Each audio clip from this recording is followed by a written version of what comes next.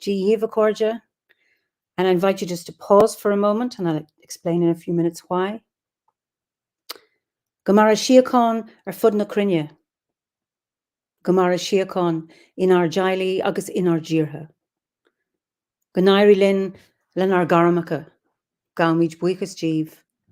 Jeha Quivdaka. Spirit Quivdaka. May peace prevail on earth. May peace prevail in our homes and in our countries. May our missions be accomplished. We thank you, guardian spirits and guardian deities. Good evening to you, Eimear Burke here. Welcome to another Fireside Chat. This is Fireside Chat number 70, brought to you by the Order of Bards, Ovates and Druids. The reason I started off with that peace prayer is I received a text a few days ago asking that we stop at 8 p.m. my time for peace, for, I suppose, in Ukraine, but also generally in the world. There is a story, and I don't know how accurate it is, and I've heard it a few times, that during the Second World War, Britain's at 9 p.m. on the radio would sound Big Ben, the great clock in London, and they would pause for a minute's silence to pray for peace. And it is alleged that one of the German generals said that Britain had one weapon that the Germans didn't have, and that was Big Ben, people stopping and praying for peace for a minute. Even if this isn't true, I think it's something that we can do for peace in the world, is to stop. So 8 o'clock is my time. There are different times around the world, so that's why I wanted to do it today. So good evening to you all, and good morning and good afternoon wherever you are. So welcome. I see from North Cornwall, British Columbia, Murfield in West Yorkshire. Hi, Stephanie. I think you're New York. Trononawat, that's it's not an Irish name. I think it's Welsh, but anyway, I like the Irish. Hi, John and Lynn from Scotland. Ricky, lovely to see you from St. Lucia. That's far away. Hi, Harriet from France, and Paula from Australia. I'm impressed that you're getting up so early to watch this chat. So we've got somebody from Holland. Where else? Sunny London. It's not sunny here. And South Wales. Yes, thanks, Hannah. A lovely Gorseth in Wales, in Penmaen Mawr, which was just a beautiful place. Poland, lovely. And New York, Liverpool. Wonderful to see you all. And hi, Patrick. I've met you in New Orleans, but I know you're in a neighboring state. Anyway, very, very welcome to see you all. So let me introduce you to my guest this evening. We're going to the US, and I'd like you to welcome Billy Stewart, or he's known as Oak. Oak, you are so welcome to this Fireside Chat. Oh, I'm so excited. Very nice to meet you. So, hey, I was thinking when you were saying that prayer. So when I came into OBOD, I had come from the tradition reclaiming that the author Starhawk started, that wrote the Spiral Dance. And I put together a prayer or a directions that we do along with the prayer to the directions. And if you don't mind, I would like to say it. Please do. Please do. By the air which is her breath, may there be peace in the east. By the fires of her passion, may there be peace in the south. By the waters of her womb, may there be peace in the west. And by the earth which is her body, may there be peace in the north. May there be peace above, may there be peace below. May we find it within, and may we spread it without. It's beautiful, beautiful. Yeah. And I will finish it with Gorau Auli, which is an Irish expression meaning it is so. Great. So tell us where you are in the US. I'm in Taos, New Mexico, and we're not a part of Mexico. We're actually the US. Some people get that confused. And I live at a little close to 7,000 feet. I live in high desert, but it's really very mountainous, all pine trees, juniper. We have a tree called pinon here. And I live in a little valley that's actually farmland called Rancho de Taos. I live on the property of a church that was built in the 1700s. So, and they sold off some of the property at one point. It's very, very sacred land, and people think that the Pilgrims discovered America. And we know nobody discovered America, but that's a whole other conversation. But actually, the Spanish were here first, and this is one of the oldest areas in America. Okay. Spanish before the Indians, or was The this on- Indians were here. The Indians were here, and the Spanish came up here. And for a while, they got along okay. And then, all hell broke loose, so. As it does, as it does. So Maura, just before I get, Maura says, can you post that prayer? I don't know which one, the one that I did or the one that Oak did. So just let us know, Maura. And Helen or Hannah Semple, she recently went to one of your online events. So you've got some fans here, which is great. And there are people saying, what a lovely, Lexi Erickson. I lived out in Highway 64 in Taos. So there's both. Okay, I think we'll put it on Facebook, Maura, because it's going to take too long to type it out now. So I'll put it on the OBOD Facebook page. We'll both do that. Thank you very much. Okay. And Lexi says the Spanish got there in 1540. Oh, great. Hey, Lexi, get a hold of me. We have a seed group. So if you didn't know that, we do have a seed group here in Taos. Great. Yep. Lovely. So what's your landscape like? I mean, I know you said it's wonderful, but just describe it. I mean, what's the weather like now? It's snowing right now. It's coming down pretty well. We had a very dry winter up until now. And now we're getting hit. And I live about 5 minutes drive to some very sacred hot springs. And those hot springs run into what's called acequias. And the acequias were started by the Native Americans. And then when the Spanish moved in, they kept them all going. And what it is, it's water that goes from the mountain streams, from the hot springs, and down into this area. So I live on a very rich farmland. I don't have a lot of property, but I do have gardens in the back. But I have to start gardening very late here. I won't be able to put anything into the ground until June. So that's pretty late. Okay. And then how long is your growing season then? My growing season can go all the way to October. Okay. So it's not that short because we have a warm fall.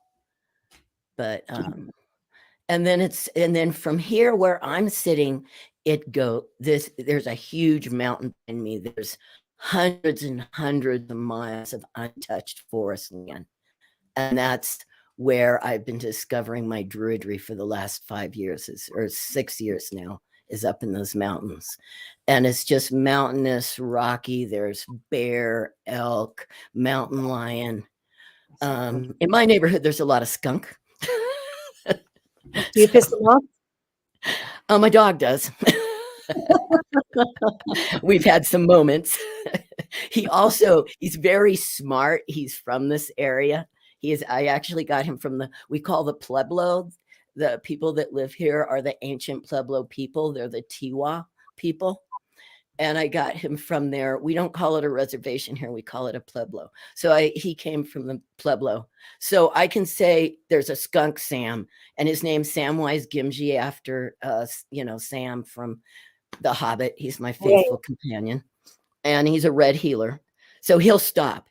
He's terrified of skunks. I mean, right now I probably got him shaken just by the word. You talk about the word. Very good. Yeah. That's wonderful. Before we get to how you came to Druidry, you mentioned Starhawk. You mentioned the reclamation. Can you explain for our viewers what all of that was and how you got to meet Starhawk and work with her? Well, I would just get my little bit of my history into the my pagan path. So right. I was very messed up young man. I'm actually transgender, so I was a very messed up young woman. And I started working at Renaissance fairs. And the first person I met was a woman named Ruth Barrett. and Ruth Barrett was a student of Z Budapest and Shekinah Mountain Waters. And I went to a ritual first. And now this is a long time ago. I'm 63. This was 83, you know? Wow. So I've been in this for a while. I've been doing this for a little while. And so I went to a ritual with Ruth Barrett, and she introduced me to Z, and I took classes in that women's spirituality, and I was very moved by it. It absolutely changed my life. All the bad behavior I was doing before that, I ended, and I Okay. got really, really into the goddess movement.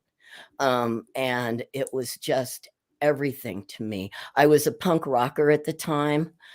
So I was kind of like, I walked in, here were all these women sitting around, you know, in purple and stuff, holding their crystals. And I walk in a mohawk and a leather jacket. And I was very welcomed.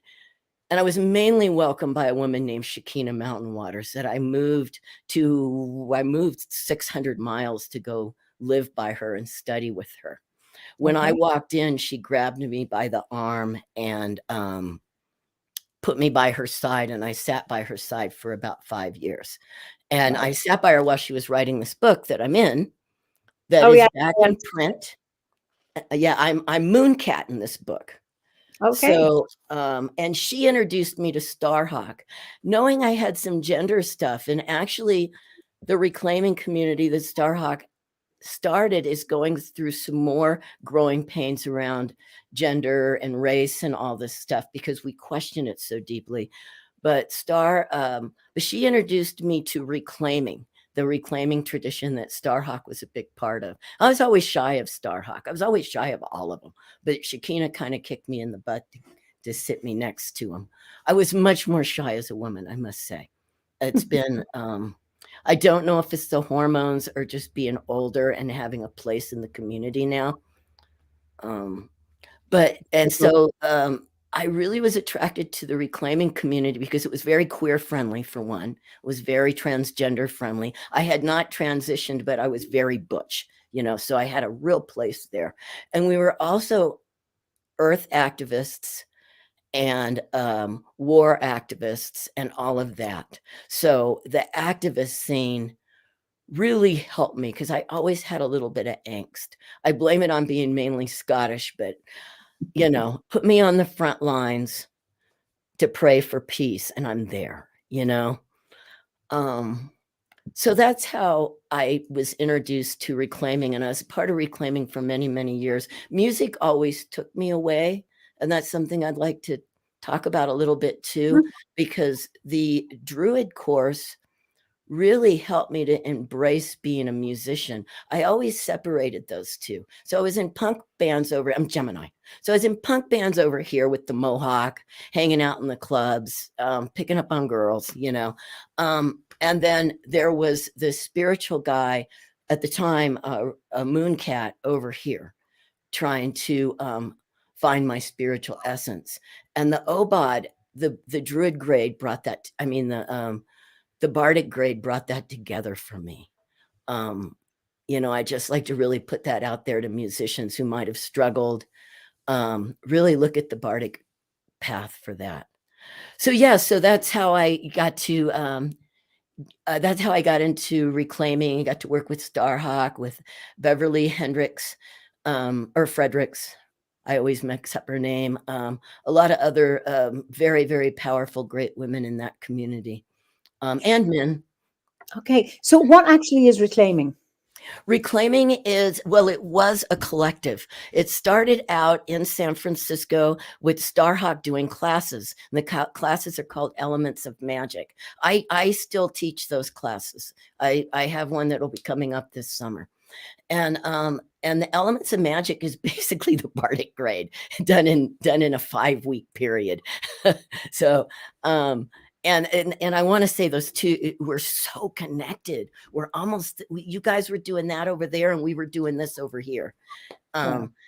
And so she started out doing these Elements of Magic. And there's also another class that we have in there called the Iron Pentacle. And that's a little deeper work that you go into. Each point of the pentacle has a certain power. I want to call it a power connected to it. And now we've gone even deeper into the pentacles. We have a pentacle for everything now. But the first pentacle was the iron pentacle. And that was sex at the peak. And it's sex. It could be genital sex, but it's also the birds and the bees, everything constantly coming alive and dying. So you reclaim your sex for yourself. Okay. And we use the word reclaiming a lot. Then you have then you have pride at your right foot. So the pentacle goes down to your right foot, and you're reclaiming pride for yourself. Then self. Then self is your left hand, and you're reclaiming self for yourself. Then you have power. You're taking back your power from all the places you've left it, and then you go back to passion, back up to sex. And we do classes with that. The classes can be anything from a 5-week class to a year-long class, because you can really go deep into these points. And so we started with those classes in the Bay Area.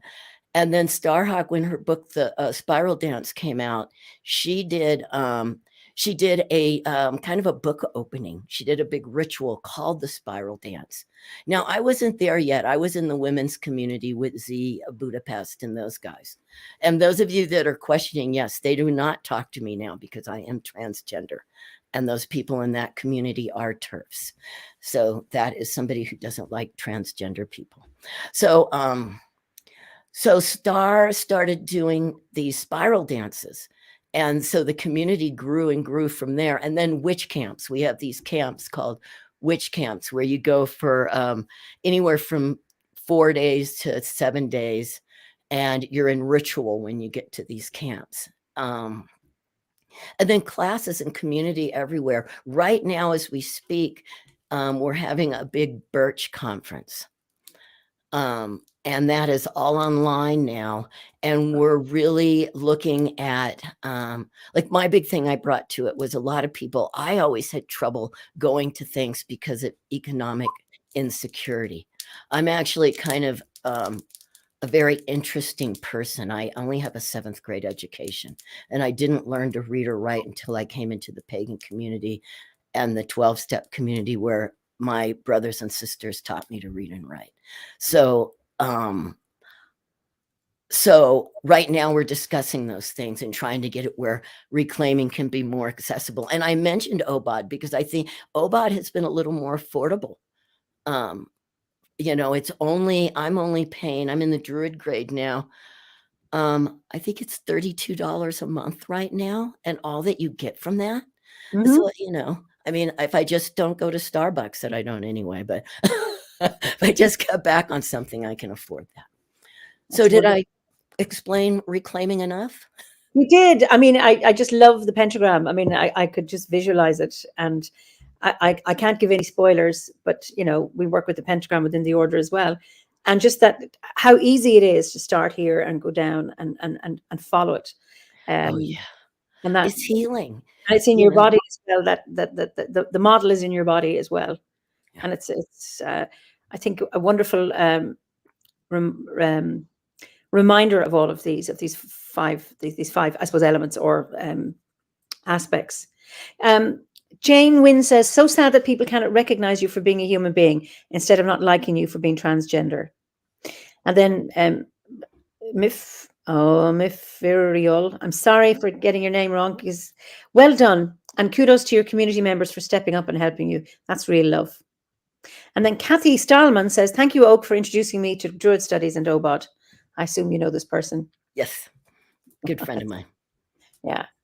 So, and then so you were very involved with Starhawk. Obviously, you left the women's community, and then you were with Starhawk.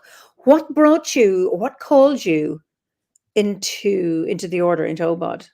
Well, what happened was Starhawk is very much an environmentalist, and the whole movement is, and we permaculture is big and living environmentally friendly. We are not a group that goes to McDonald's. We are not a group that, I mean, I can obsess over a piece of plastic in my pocket for a week of what to do with it. That's how we were trained in this community. So I moved to Taos, New Mexico, 16 years ago to live more sustainable. California, I was living in California. I wanted somewhere where I could own land, or you never own land. I could, No, I could, you could, but yes. yes, but I could grow food and I could live more sustainable. And Taos is a very interesting place. You would think that there would be a big open pagan community. But I've had a struggle here finding community. There's a woman who opened Nina. She'll probably see this. Hey, Nina, she's my best friend.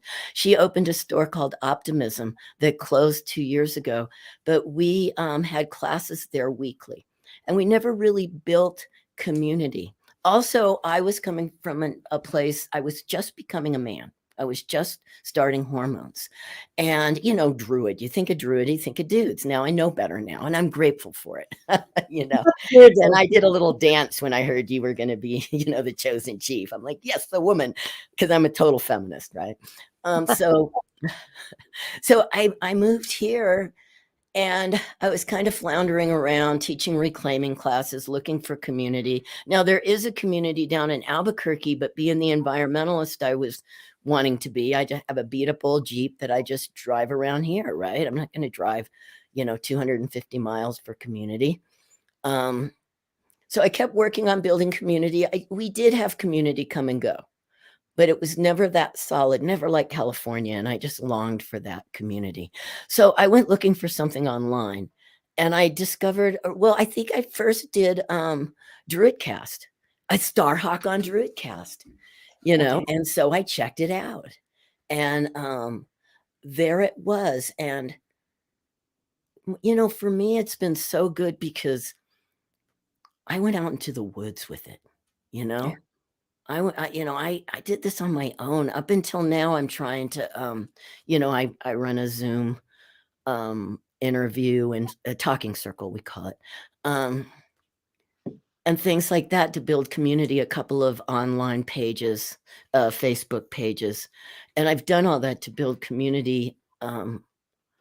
But I spent a lot of time getting to know myself. I was always in community. I always had girlfriends.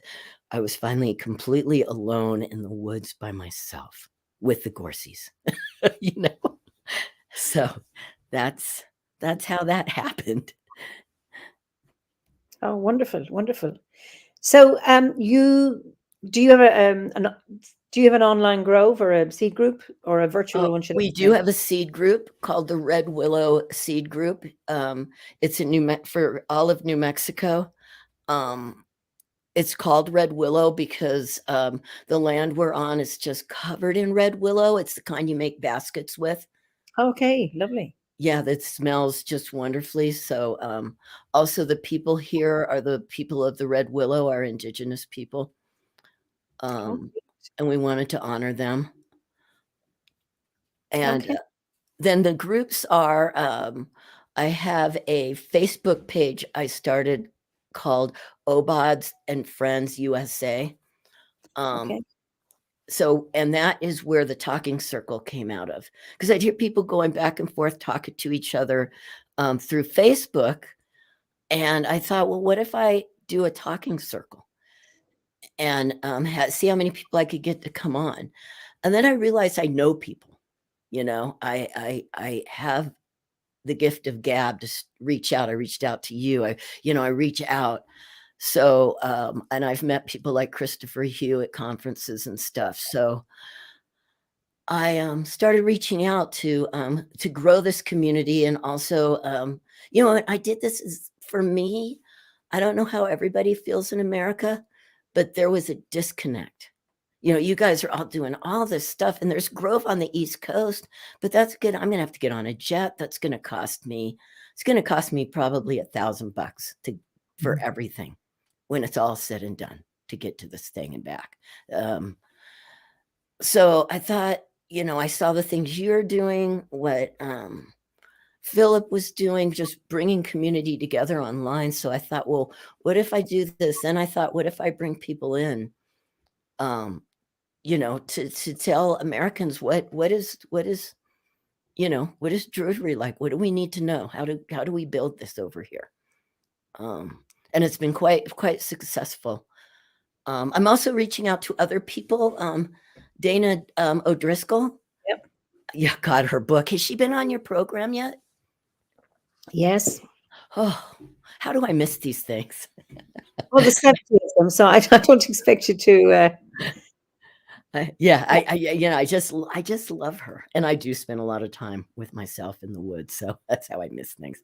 But I do, watch a ton of these. So I see what I need to see, I guess, right? Well, you can always go back as well.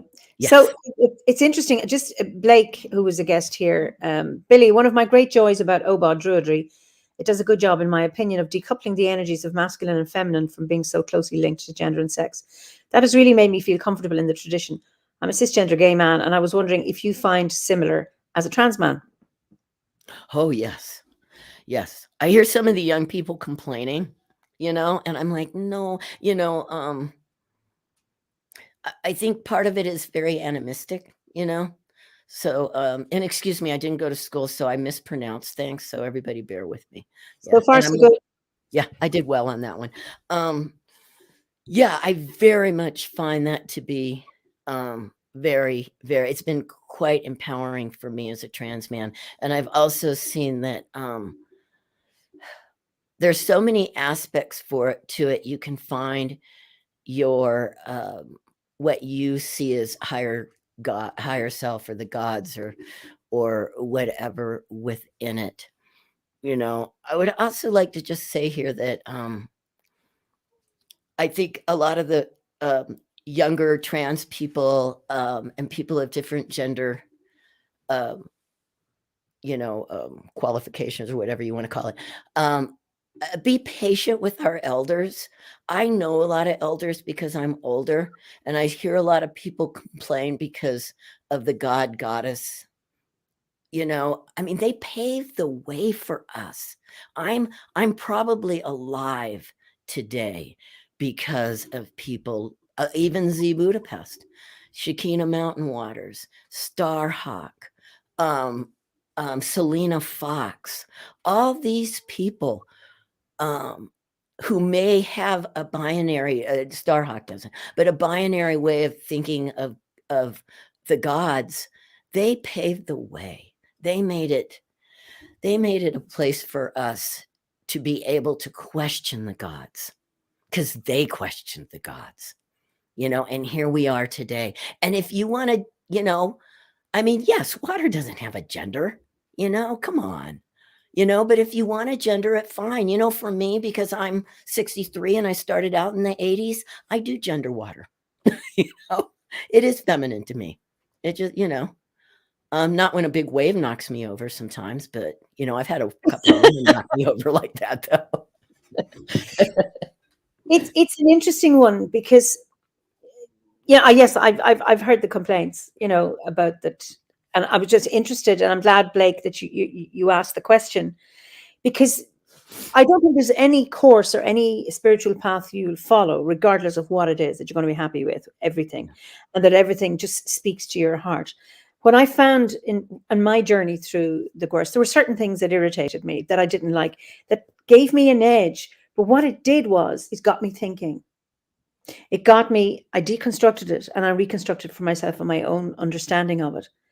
And what's wonderful about the teachings, there's no dogma in them. So here is something for you to reflect on, look at, get your teeth into, chew it up, spit it out, or digest it, or whatever you want to do, throw it on the compost heap. Yeah. And then you make of this what you will for you, because it's your own path. So whatever stuff that irritates you, work with it.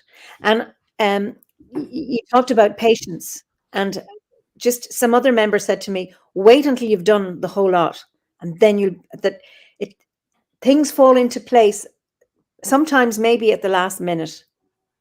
Yeah. For you. When you say there's these missing pieces, or I wish it was different. Like, for example, I'm theistic and I'm also animistic. And because I'm a priestess in the Fellowship of Isis, which is theistic. And as a druid, I'm more animistic, but I just weave my way in. I'm pagan and I'm not. Yeah. I'm theistic and I'm animistic. It's fluid. That I've never felt an imperative that I have to be one or the other. And that's the magic of how we in the order offer druidry in terms of the teachings, or practice it, or how we stand in circle together. That so if something irritates you, reconstruct it for yourself. Yeah. I mean, I think it's important to be sensitive, but it's very, very hard to make something so it's so pure that nobody's offended by anything. That it speaks to everybody. But it's about just making of it what you will. Yeah. I absolutely agree. And I believe, at least, for what I've seen in the last 30 years, it's just, I mean, some of the stuff we believed in 84, I mean, some of those books, Yeah. you can't even open now. Starhawks had to go through the whole thing and have, little stars where, reread this. This is how I feel today, And I think if Shekinah was alive, she would be very much feeling the same way with her book that she wrote. Just what I saw before she passed away, the changes, That she might. that she was making. And Yeah. if those of you who don't know who Shekinah Mountain Waters is, please look her up. She wrote a lot of the songs that we sing. I think they sing them across the pond too. We Are the Web, Yeah. Yeah, she wrote that, and a lot of the songs that we sing in ritual today, she actually wrote. And she just was a little bit like me, a little bit of hermit in the woods, and Well, Pat Booker, who's in Ulster, time spent with yourself in the woods is priceless. Everything else can wait. That's what she's saying. And just Ferdiad, who I don't know if you know Ferdiad McGowan. He was a guest last September, I think. Water is gender fluid. So yeah, so and he says building communities through celebration is one of the great joys of Druidry. And there's a number of comments here about people who, I imagine in the US, who can't meet people because of the distances, but that this online forum has been a huge connection to Druidry and to the order and to other members. So it's lovely to that. And well, Billy, yeah. I just another thing. This is really important from Blake. Billy, you're a youthful 63. Just thought. Yeah. It's the testosterone. It's good stuff.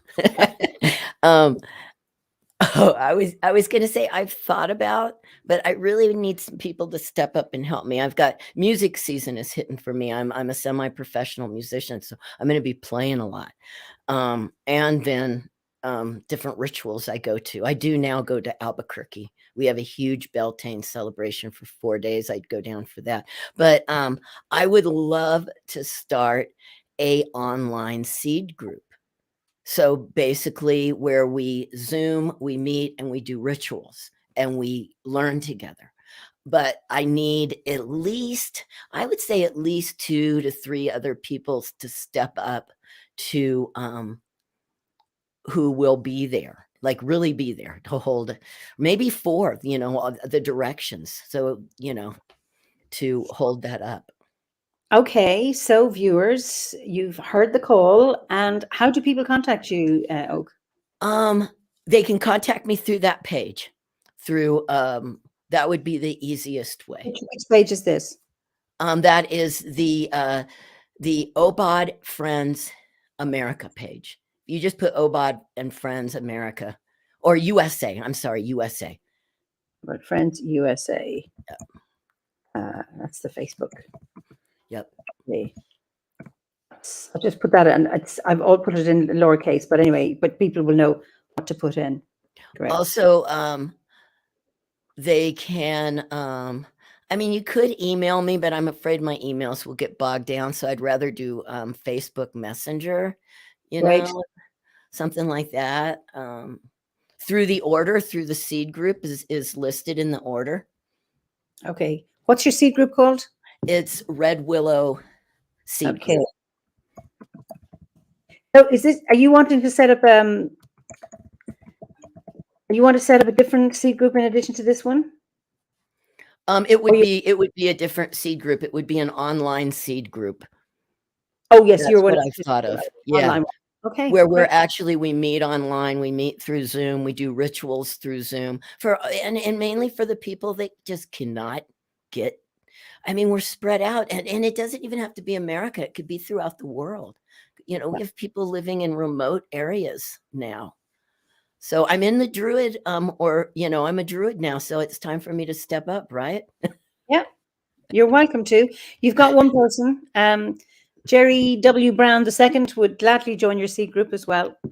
Cool. And Pat Booker, Pat and Paul Corcoran are they're the coordinators of the seed groups and groves in the order. So she said she'll forward any mails they receive for Oak. Thank you, Pat. Which is great. So Lexi, who is he's not in New Mexico anymore, and he said he'd love to visit you. He said those are all the people who introduced me to paganism, Star and even Morning Glory, if you knew her. Oh yeah, I know Morning Glory. I'm in their book too. I'm in this book. Creating Circles and Ceremonies. Okay, wonderful. Yeah. My other life. Oh, lovely. And then witch camps at Avery Ranch were fabulous. That was our very early beginnings, OG women's spirituality, and I taught it at community colleges in Colorado. Great. Wow. Awesome. So it's interesting, you think how big the US, and yet so many people are resonating with your story on many different levels. And, people are commenting on the Gwers, Patrick says spirituality should not be put in a box. It cannot be defined with a shape and size or any set boundaries. It flows within each person. The paths their feet are meant to follow. Absolutely. And then Kathy Stallman says, online seed group, I've got your back. So isn't that really nice to, and then somebody else says, Stephanie, I'll join your seed group mainly just to watch as I'm too introverted otherwise. You'd be surprised, Stephanie, you may come out. I joined the order in the intention of never, ever being near a group. I was going to be on my own because I don't like groups and I didn't want to be with groups. So there you are. I turned out to be a liar. John King says, I've just reached the end of my OVAD studies, and it's that ability to feel free to interpret the Gwers. So they speak to me that I most appreciate. My tutor has been fabulous in this respect. And I know Blake said something too as well, that my mentors were always interested to hear what irritated me as well as what resonated with me in the course. And I think I'm backing forth because the comments don't come in sync. There's a delay depending on where people are in the world. That the beauty of that is that it's that individual journey that you take, like what he's saying. So it's just people, I suppose, backing up what you've said. So thank you so much for that. Yeah.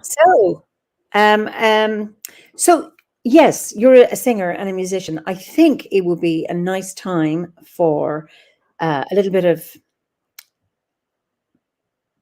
I don't know, do you call it bardism, bardistry? Anyway. Bardistry. I like that. I don't know. We're coining that one. Well, so off you go. We would say in Ireland, away lath, off with you to play. I actually have a question for you. See, I'm quite a weirdo. I'm fully tattooed and all. Keep you warm. my band, Pot Creek, we've really gone more into playing Celtic music now. So we would like to change our name, or at least have a Celtic name. And we were thinking Old Irish. So if you know one, the name of the band now is Pot, as in a cup, Pot Creek. So if anyone has an idea in Gaelic or Old English, and help me with the pronunciation. Would you like something cup as in cauldron? That would work too. Yeah. Well, Curra is a cauldron. Curra? Curra, yeah, Coire, Curra. What adjective would you like? What kind of do you want a full cauldron? Do you want a magical cauldron? Well, it's pot, So a pot is a cauldron also. Yeah. So it's just pot because it's actually a place here right up about 20 minutes from me that's full of Native American shards and an old, very, very, very old uh, land where people lived, a pueblo. So so it would just be singular, I would believe. Okay, Pot. Pura. Okay, send it to me though. I won't remember. Then I have to figure out how to I pronounce it. emailed it to you. Yeah, great. And Okay. Blake says before you start, if you're a weirdo for being a tattoo druid, then we're members of the same clan. Yes. I was in punk bands. I was totally in a punk band that toured. So the song I'm going to do is called Moonshiner. This song supposedly came over from Ireland. I do all old traditional songs, Celtic and old. I don't do bluegrass. This is a open back banjo. It's pretty much a replica of what they would have played, 200 years ago.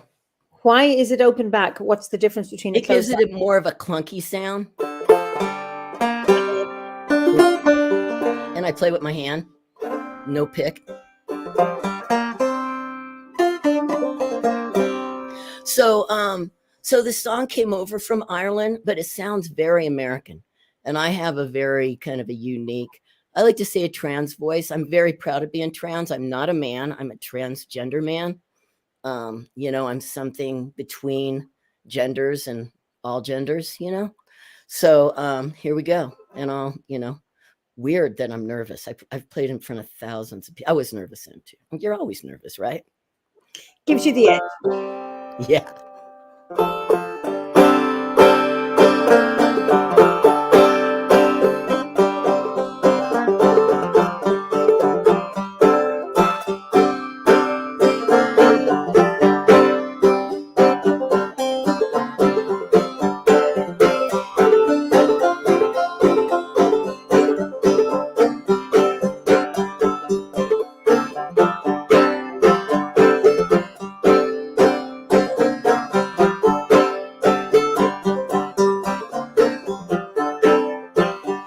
Have been a moonshiner for 20 long years. I have spent all my money on liquor and beer. I'll go to a holler and I'll set up my steel and I'll make you a gallon for a $2 bill.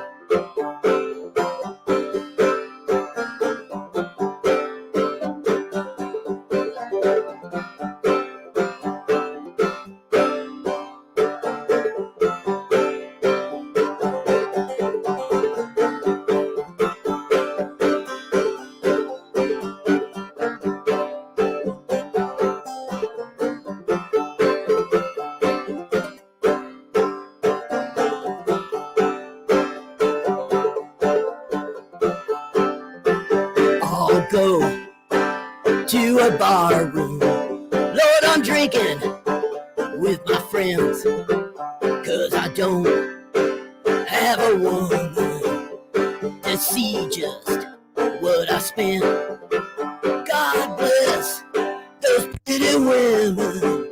Lord, I love them, one and all, 'cause their breath smells sweet, just like good old alcohol.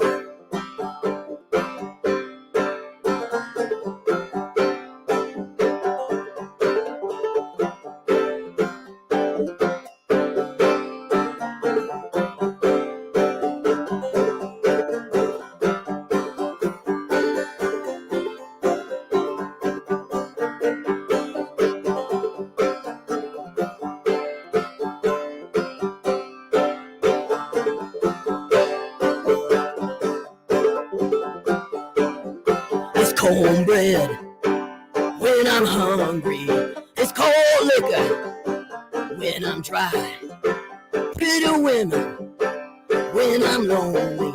Lord, my casket when I die. The whole world has been a bottle. My life been a dram. When that bottle is empty, Lord, it ain't worth a damn.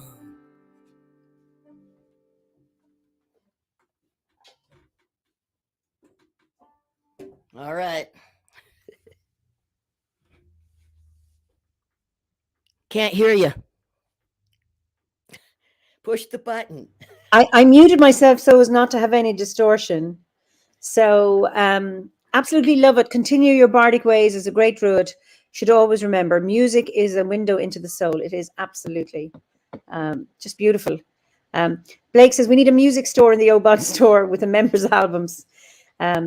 Beth Amos, I'm picturing a crackling campfire, the smell of wood smoke, and a nice dram of something warming. That's brilliant. Wonderful to see this quirky strumming technique. Great hillbilly vibe. Are you playing with your nails? No, I'm playing. Well, yes, I guess I am. Strong, not very weak nails. So it's I'm always impressed. So well, I have to keep them really short. yeah. Yeah, this is an old, very old technique. It's very influenced by, I've always been very radical because of reclaiming and all. So I just couldn't. I started playing banjo when I heard it was an African American instrument, and there was a band called the Chocolate Drops, and they're all African American, and there were few of the African Americans doing this music. So to me, it was really important. So my style is, it's not really old time Appalachia white guy. It's an African American style with the strumming. And your voice is very, very interesting. That gravelly note to it is absolutely wonderful. Just great. You've got loads of reactions. I've put a link. This is from Lynn Swan Ellison. I've put a link to your Facebook OBOD Friends USA on the OBOD Friends page, Billy. Hope you link up with the people you need to support you in the online C group. That is how the Grove of the Ether Online news group got started almost 2 years ago now. Best wishes. That's great. Thank you, Lynn. Yeah, much appreciated. And David, yes, Cora is Coire. You're correct. So people have really enjoyed. There's lots of applauses here. Just great. Ricky, I don't know if you know Ricky Gellison. Can I get a 12-inch disco remix? That's one. Well, you can get a hold of me on Facebook, Billy Stewart. If you put Taos in, you can get a hold of me. And there's lots of videos. We were going to record, both of my bands were in the middle of recording. I'm also in a band with two women, a fiddle and guitar. We're considered alternative folk. The band I'm in with the boys, we do a whole lot of Scotch Irish, a whole lot of get me going with a good instrumental, and in a circle of players, and that's where. And I'm also learning the tenor banjo at the moment. But my voice is really interesting. Actually, one of the women I've been playing with for years, right after I started to transition, first thing she said to me, "You're going to always be my best girlfriend no matter what." And then the second thing she said to me was, "Man, I hope you get that really raspy, freaking trans voice." And I'm like,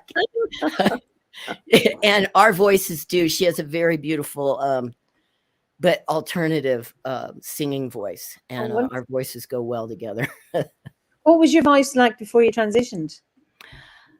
Well, I was just learning banjo then, and I really could get that high lonesome sound. I don't know if you're familiar with that. I could really go there. It was still butch because I was butch since I was very small. So it was still lower than, your average woman. But I could really get that high lonesome. And I kind of had a direction to go because actually they say in bluegrass, one of my heroes in bluegrass is oh my God, I can't think of his name right now. This is what happens when you get older. Ralph Stanley. And Ralph said that the reason he had the voice he had was because it was all women singing in the churches back then. And they would try, and then the men would try to imitate that key that was basically A or higher. Mm-hmm. And they would So that was how they got that high lonesome sound. So I was kind of at a junction. And but I was really playing with this woman, Kate Mann, and look for her CDs, you guys. They're out there, they're on Spotify. She's just awesome. We've not recorded yet together, but we were so lucky here. We play constantly. I before the lockdown, I played about 3 to 4 times a week. So, there was like I don't have to make a CD. I just go into the pub down the street and getting paid. Oh, So lovely. I know we're in a tourist town. So I was going to say something about Kate and her playing, but yeah, she's awesome too. She lives off grid, completely off grid. She's like the real deal when it comes to that. Yeah, they built a house. It's beautiful too. It's a stunning house. But yeah. Oh yeah, I was at that juncture. I was mainly playing with her, and we didn't want to be. We came from college radio, both of us. So we wanted to be more alternative. So I went, man, if I sing these songs just really grapply, then it still has that alternative punky feel to it. So that was kind of the direction I went with my voice at that point. And it was a trip. We didn't know what key I was going to be in every week. I was playing out 3 or 4 times a week in early. We didn't know what I was going to sound like.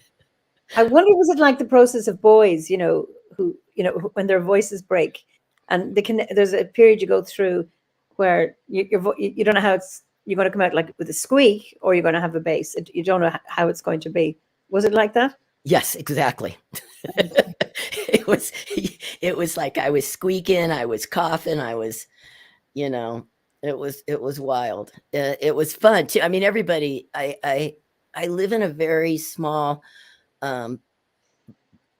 primarily liberal town, so everybody had my back in this.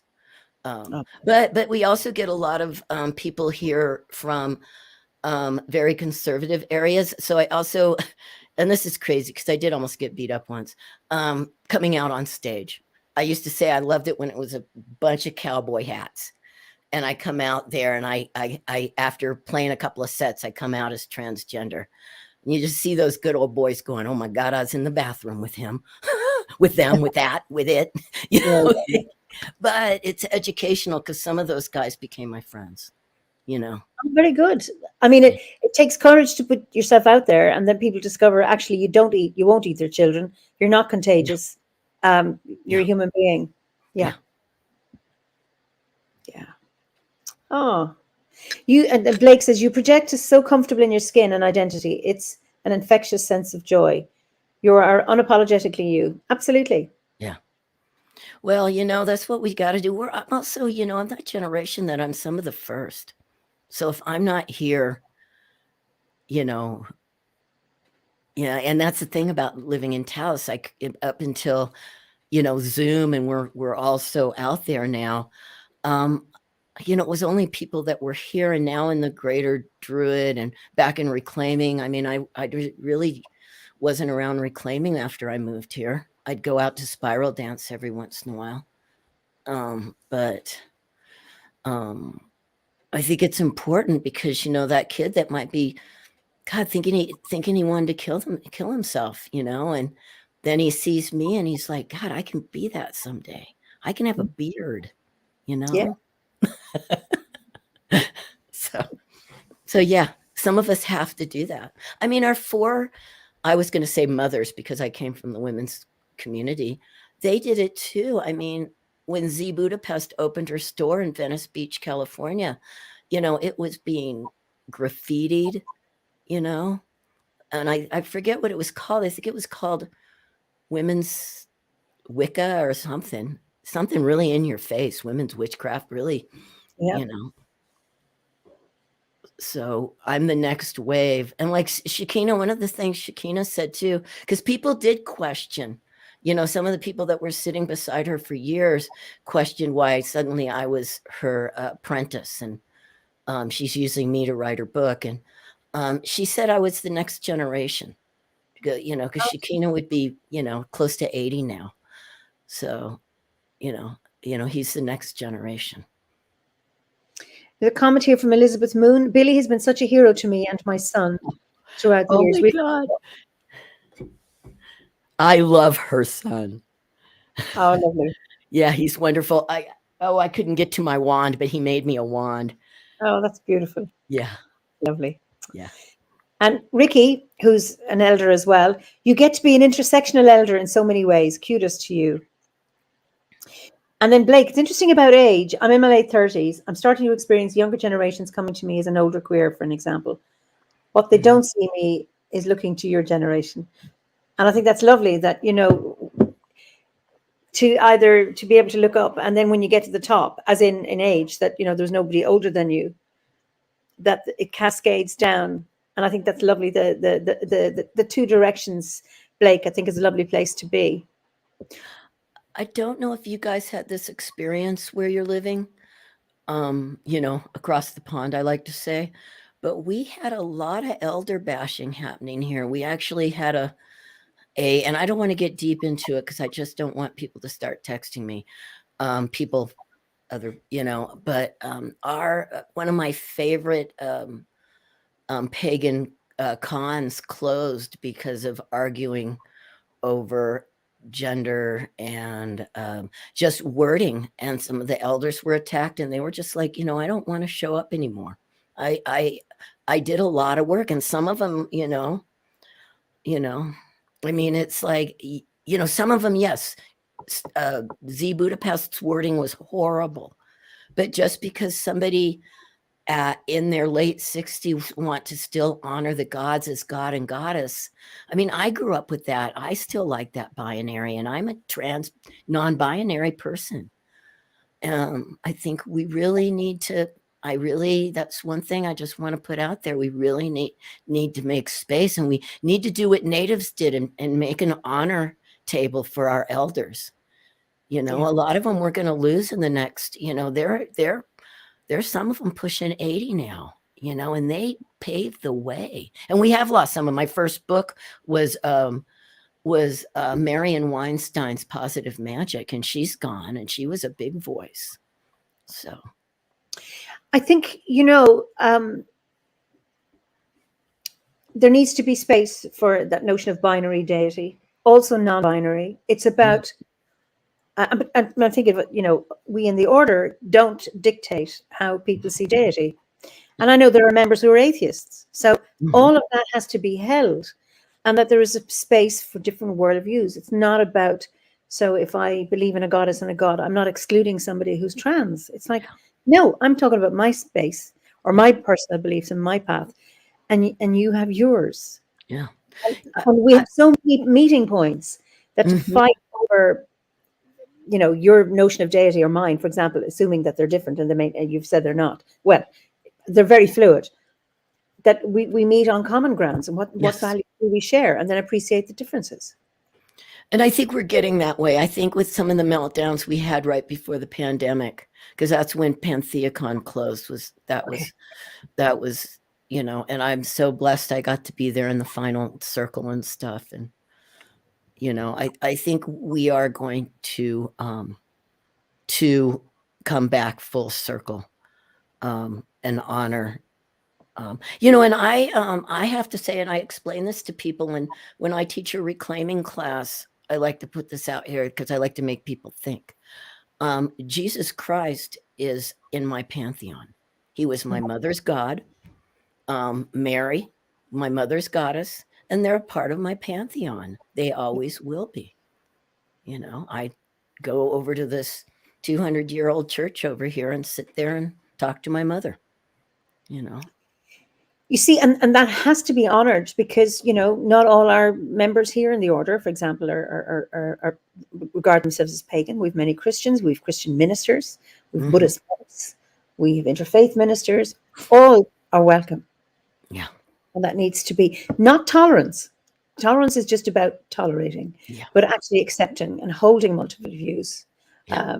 Honoring their views. Yeah, I mean, Blake says, I think we can hold multiple views of deity, but not give platform to events, to homophobia, transphobia, xenophobia. Well, absolutely.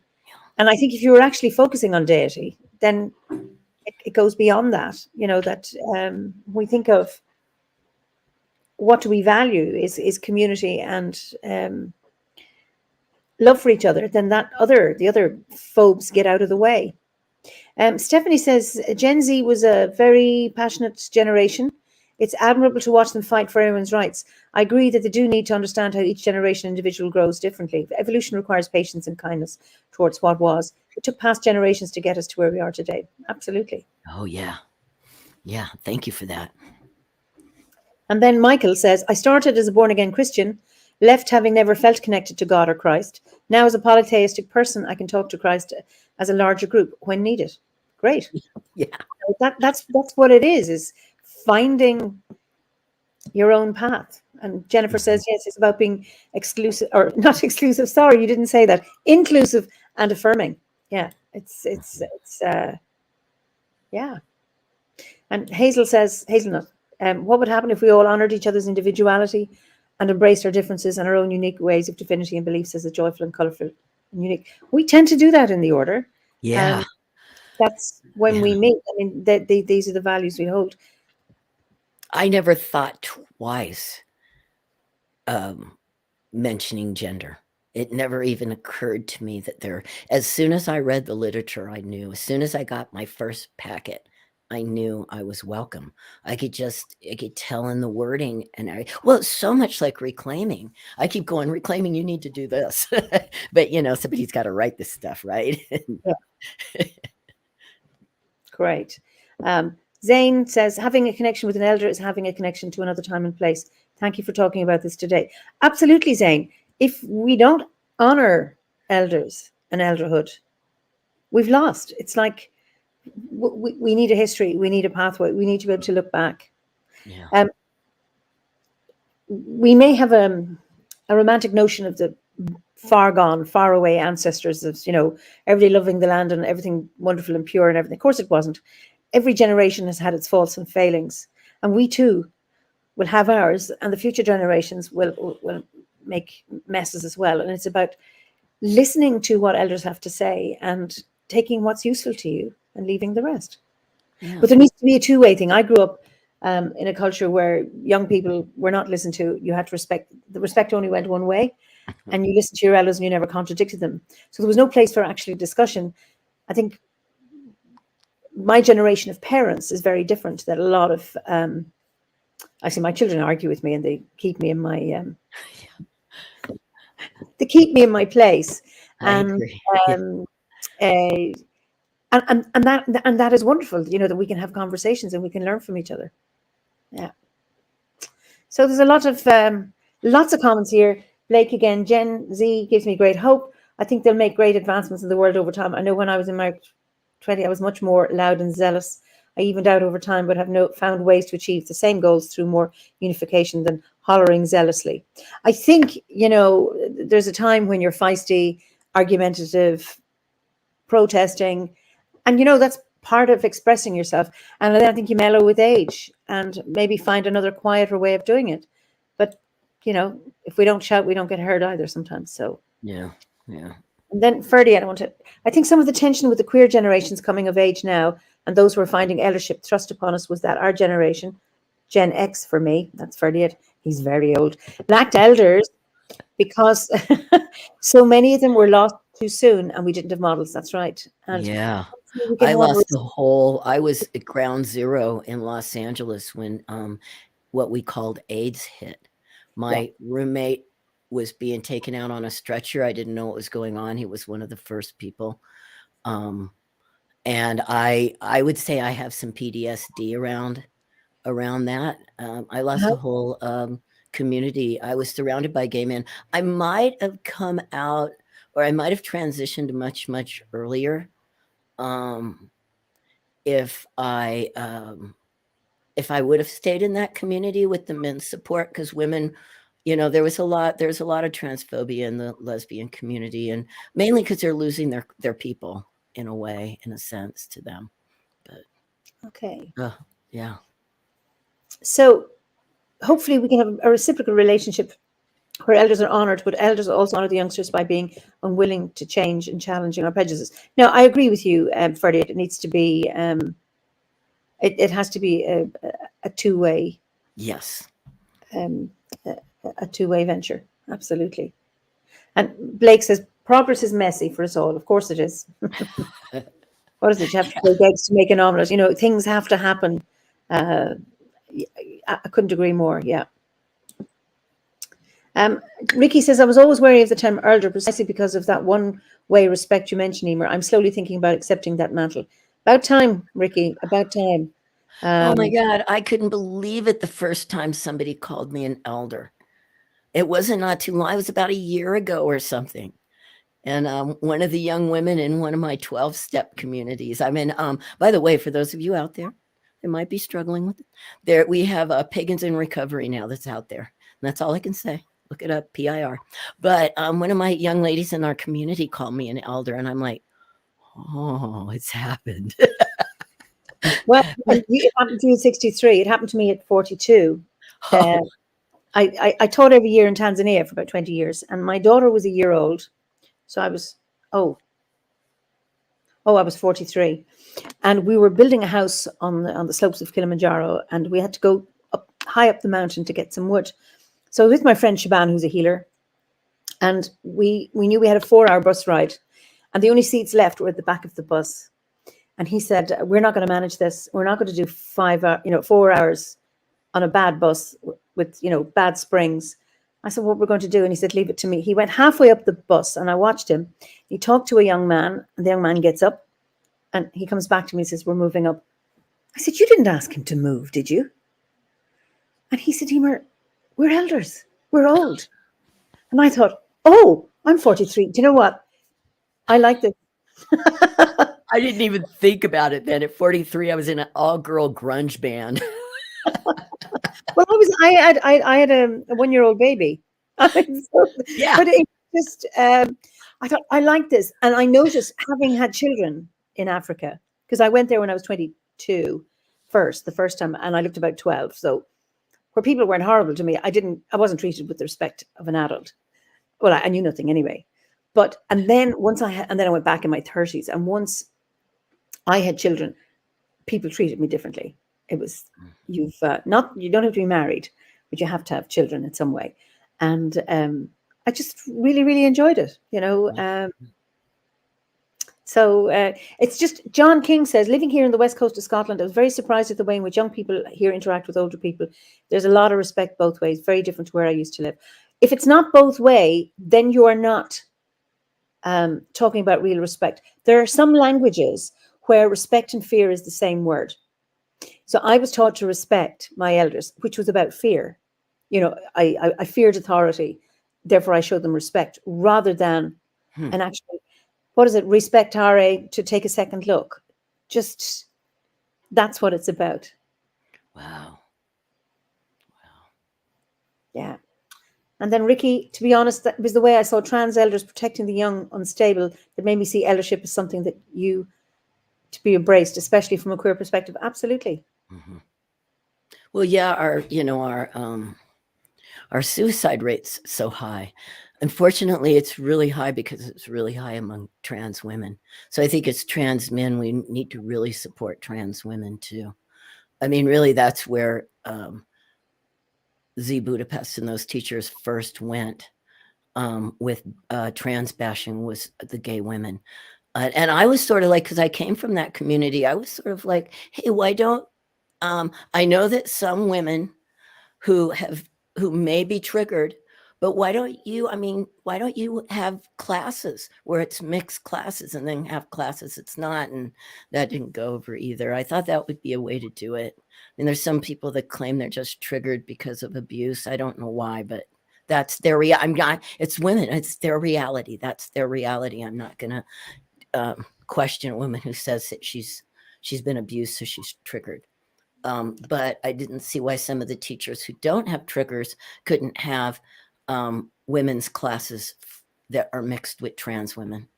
One of the things Shakina said to me was when I went to her about transitioning, because I went to her years before I physically transitioned, medically transitioned.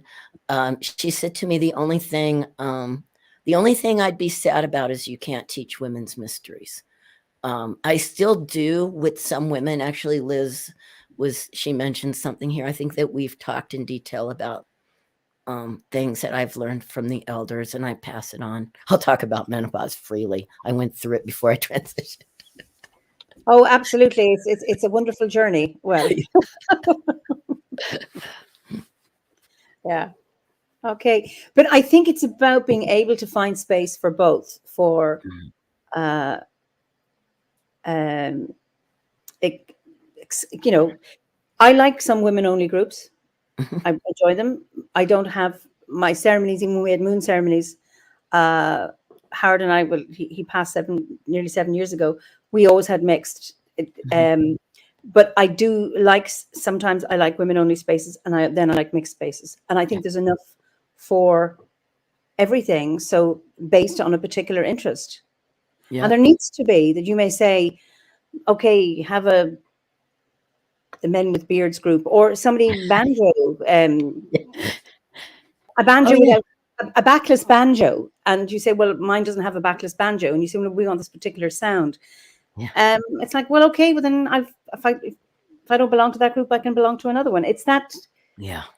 Uh, That's what we need to learn to do. That's what we need to, and we are. There's just been a huge growth, and as God has blessed all the people who passed away, but COVID did a lot.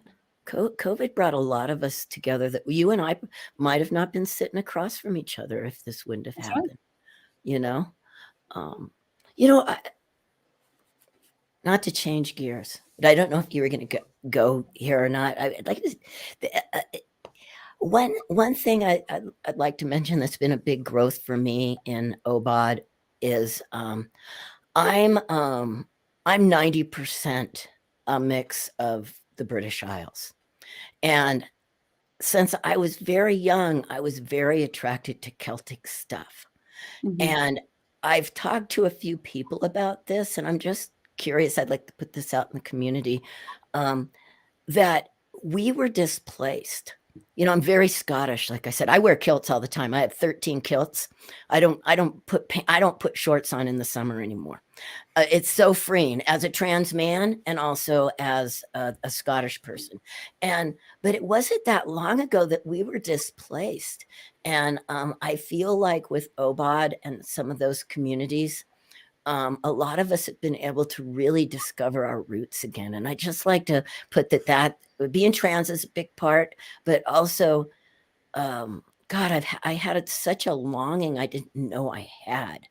And I first felt it at Renaissance Fair, but then it came, and I used to think, oh, it's because of Renaissance Fair. But man, when I looked at my DNA, when it came back, I just went, no wonder, so I just want to put that out there. That's been a big, big, huge part of my journey. Have you been to Scotland? I have not. I went all over India. I went to South America, and actually my friend Kat and I may go at some point. But or I'm going to go over on my own. I really need to go. I really, but I don't know. Go to a gathering, go to Wales. I'm a lot more Welsh. I had no idea Welsh was not even in my family history, and I'm 20% Welsh.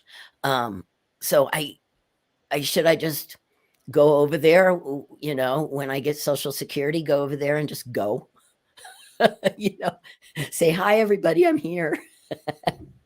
Well, absolutely. I mean, and it's interesting. I mean, I'm Irish and identify as Irish, and but it's what I've always found when I've traveled places is how the landscape calls to me. And I remember standing near Ormeig, this amazing rock carvings on Argyll, and I was walking back, and there was a standing stone in a field. I was with my husband and 2 children, and I said, I need to go over there. And I did, and I just kind of went into a deep meditative space. And it was like I had been there before, and a really strong connection. And I don't know why, because we don't have in my land Scottish connections, but I mean, there was that toing and froing back between the 2 islands, and I could feel the land claiming me, and that's what it's about. So go and see. See, Africa has claimed me. Like I have a house there, where it's a shack, but I've been in Kenya and I've been in Lesotho in Southern Africa and Tanzania. But I remember being living in a house in the slopes of Kilimanjaro and thinking, oh, this just has such a resonance for me. But then I joined the order, and then my roots got deeper and deeper and deeper. And anytime I've left Ireland, I come back to deeper roots here. Wow. So I was surprised on the Irish. I think, I had said this to you before, but I was very surprised that it was like 5% Irish, because that was the one thing that I grew up. My grandmother's Irish, that's what I heard. But I guess they were Scots from Ireland, we're finding out. well, you see, I'm not so sure about those percentages, how accurate they are. You see, I'm not too sure, but it doesn't matter. If they go and visit and see. John, who's in Ardnamurchan, he said it was the call of the landscape was what brought me to Ardnamurchan. I came here first in 1974. And then Jennifer Scott says, yes, I loved Ireland, so I wasn't prepared to fall head over heels in love with Scotland. Definitely acclaiming. So it's Michael says, to bring back these old traditions. I'm English and I have an Iceland DNA ancestry. I feel pulled to the roots, and much of how I practice intuitively. So, and then Stephanie says, I agree, even though we're descendants of whatever countries our ancestors came from, where we don't live now, there's still a feeling or spiritual connection, whatever you want to call it, to those landscapes. Yeah, and you can test it out, and you can go and stand on the land. I mean, I've had people from Brazil come to my grove here and start crying and say, I've come home. I had a guest a few weeks ago, Aman Quatra, who's Indian, who now lives in Ireland, and he belongs here. Why? I don't know. Yeah. But it's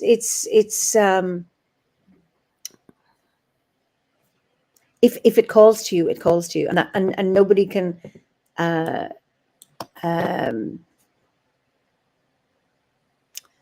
nobody can take it from you. You either have a resonance with the landscape or a resonance with the culture, or you don't. I belong to some kilt groups, some Facebook kilt groups. Yeah, and it's so interesting to hear these guys, and they're, most of them aren't spiritual, or I don't want to bring it up. I just don't want to bring it up. A lot of them are good old Christian boys from the Midwest.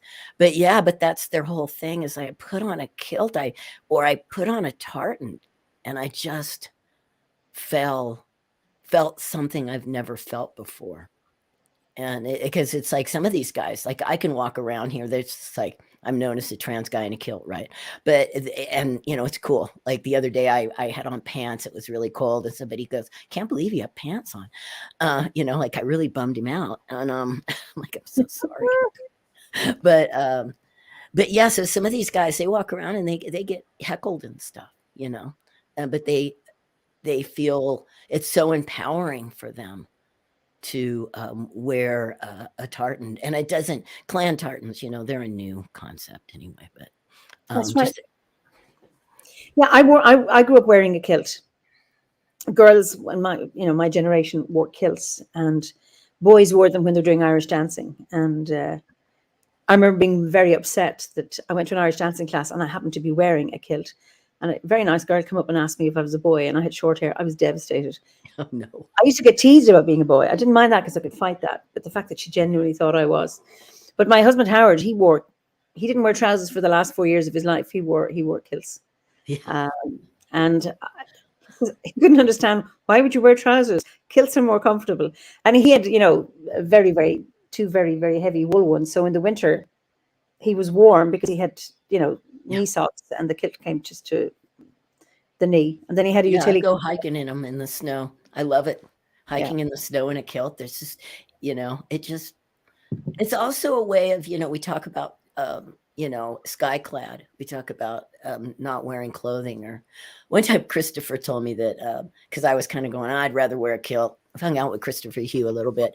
And he said to me that he goes, but the robe is like, you have nothing underneath, so you're sky clad. You know how he can be so. And I'm like, oh, honey. And he goes, but I do have my girdle on today. I'm like, oh, God. He can make fun of anything. But I think for me, it's also a way of feeling a bit sky clad, especially because sometimes I'll take off my shirt and I'll just be in a kilt. Oh, and also, you know what we did? And it hasn't come out yet. Philip knows about this, but I had the idea to do a kilt for OBOD. And so we have one, it's waiting to be registered. It's the unofficial, but Philip okayed it. Because we want people that don't feel like they have to wear a kilt, is what Philip felt. He doesn't want it to be any kind of ceremonial something that we're supposed to be wearing. And so that was when he was, so we've been waiting. It's really backed up to get it certified through the through the tartan registry. So that it'll be all over the place when we finally get it out. So where are you registering it? In Scotland, is it? In Scotland on the registry. So it'll be a registered kilt. It's beautiful. I post it from time to time. A woman that was, just in her first month of OBOD contacted me when I said I wear a kilt, and she said, I design kilts. And I said, I would love, if we had one. And so she helped me design one. She's had a couple registered. She's done the, oh my goodness, the something forest in England. She did all their kilts, but, or all their tartans. So hopefully this will be coming out soon. I'll get a hold of her and see where it stands. She sends them a letter from time to time. The tartan has become so huge now throughout the world. I mean, there's a tartan for almost every country now. So there's a waiting because they have to make sure there's a certain amount of threads and the whole deal. So ours is beautiful though. There's gold and green. It's fabulous. That sounds Irish. Well, yeah. Oh, just wonderful, wonderful. So, okay, you've all this Scottish ancestry and Welsh. And then you're living in Taos, New Mexico. Where were you brought up? I was brought up in Los Angeles. I was born in Los Angeles. My dad was a house painter. Okay. As soon as I was actually a professional surfer as a kid in this whole other lifetime. I have done so many crazy things. My name was Annette Stewart. That's one of my dead names. It's okay and I got second place in the U.S. Surfing Championships at one point in 1976, I got second in the U.S. Surfing Championships. So, and that was in Florida. We were out there painting houses. Then we came back to California. My dad passed away. I got really into punk rock. And I worked for the American distributor for Doc Martens named Nana. And so I wound up moving up to the Bay Area for good at one point and never looked back, the San Francisco Bay Area. That was very queer and very fun. And that's where Reclaiming was. And we were just in the streets I was in ACT UP, demonstrating for AIDS relief. I was a big demonstrator. I was in Earth First, that was an environmental group. That's where my name Oak comes from, because my first big environmental activism was to save old oak growth. Forest in Los Angeles. And that's where I was Mooncat at the time. And that felt feminine to me. It's weird. I don't know why. And so oak felt more right. And that was the first time I was arrested for demonstrating. Because at these demonstrations, I don't know what they do across the pond, but here we kind of pick who can get arrested. And because I've always had a clean slate for some reason, I always got away with things. Because you'd be arrested and they'd let you right out. If you had a record. Yeah. So what in terms of ancestors, how do you honor them? So when you're in where you are now, and given all the places you've been, and given your own ancestry, how do you honor the ancestors? Well, I have a few ways.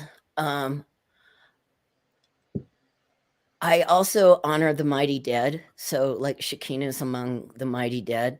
So I do now I do some work within the grove where I go within the grove. Mhm. And and we did this in reclaiming also.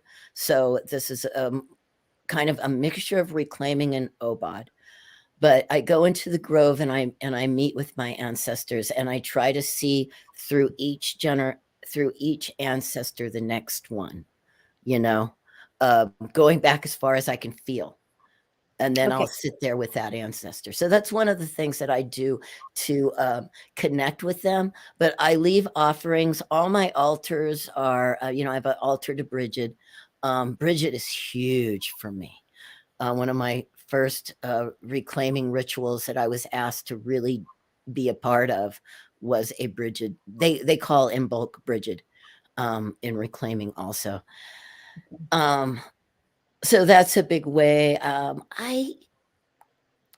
not big on leaving offerings that can't be recycled. I'm too much of an environmentalist. Yeah, yeah. So I do acts. What I'm doing today with you is for my ancestors. Okay. You know, picking up trash is for the ancestors of the land I live on. I'll start to leave little offerings. I will on Samhain, I'll do a plate, but unless my cats can eat it, or I'll eat it later. I know some people, but I mean, I could compost it, of course, but I try not to do that as much as just do Yeah, some yeah. sort of acts, But my ancestors are always with me, and I'm always doing shamanic work with them. So that's been also, there's a bridge, there's a part of reclaiming that I haven't talked about at all, and that's called Anderson Ferry. Starhawk studied with a man named Victor Anderson and his wife Cora Anderson, and Okay. that's where the pentacle came from, and a lot of the stuff we do came from there. Alignment of the souls that I mix in with my OBOD study, and that's 3 aspects of the souls that mixes in perfectly, and I'm not going to get into it, but it mixes perfectly with a lot of Celtic beliefs. And there's a lot of I studied with a woman named T. Thorne Coyle, and she has stepped down from teaching at the moment. She wrote some great books on the fairy tradition, and Okay.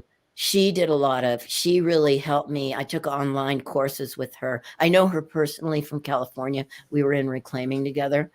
But I did some online with her where we really went deep into connecting with the ancestors and feeling them. And coming out of that is where my pantheon really moved to more of a Celtic pantheon.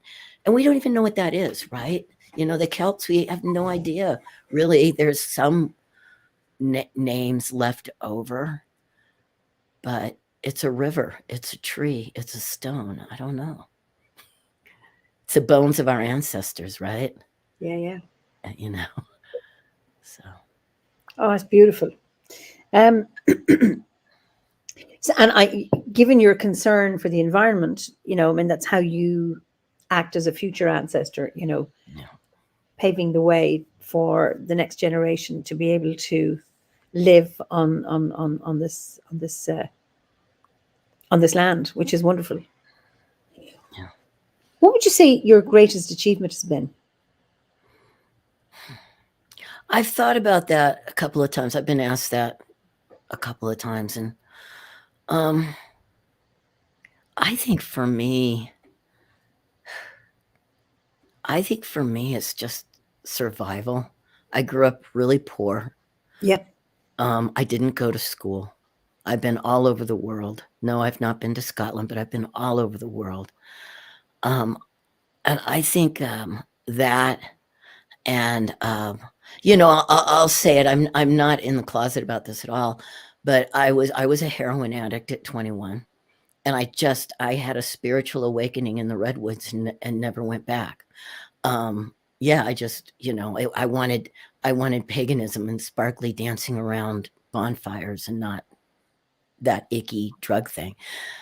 That and transitioning, transitioning was a big deal, but if I wouldn't have done any of those other things, if I wouldn't have survived, if I wouldn't have gave into I'm very learned. I read all the time. I taught myself to read. They told my parents at school I'd never learn to read. They couldn't figure it out. They couldn't figure out my dyslexia. And I think those are my biggest achievements, because I wouldn't be sitting here with you if I wouldn't have done that. If I wouldn't have, and I didn't have other people. I was terrified. You got to realize I'm older now. In the 60s, they would hit kids with rulers. Yes, I remember. I was being hit as a kid. I was being put in a closet. And what my dad took me out of school is when they wanted me. I was already surfing. They wanted to take away my art. They didn't want me in any art activities, and they didn't want me to surf. And my dad walked in and took me right out of school. Wow. Yeah. Well done. Mm-hmm. Why didn't they want you to surf? They thought if I would, because see, they knew something was going on, because really I could kind of learn to read. It was I couldn't spell.